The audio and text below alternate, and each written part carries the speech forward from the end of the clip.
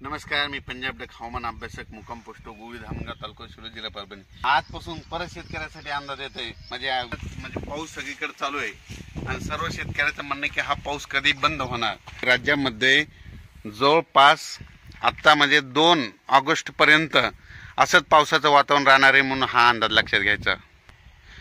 तर मला राज्यातील सर्व शेतकऱ्याचे फोन येत आहेत, ह्या राज्यातला पाऊस कधी बंद होणार आहे। तर सर्व शेतकऱ्याला सांगू इच्छितो की हा राज्यातला पाऊस सांगायचं झालं तर जवळपास हा 2 ऑगस्ट पर्यंत असाच चालू राहणार आहे म्हणून हा अंदाज लक्षात घ्यायचा।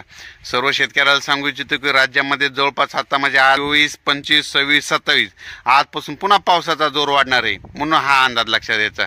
परत सर्व शेतकऱ्याला सांगू इच्छितो की राज्यात एकंदरीत परिस्थिती बघितली तर राज्यामध्ये सांगायचं झालं तर राज्यामध्ये जवळपास त्याच्यानंतर 30, 31 आणि 1 ऑगस्ट आणि 2 ऑगस्ट पुन्हा एकदा पाऊस येणार आहे म्हणून हा अंदाज लक्षात घ्यायचा।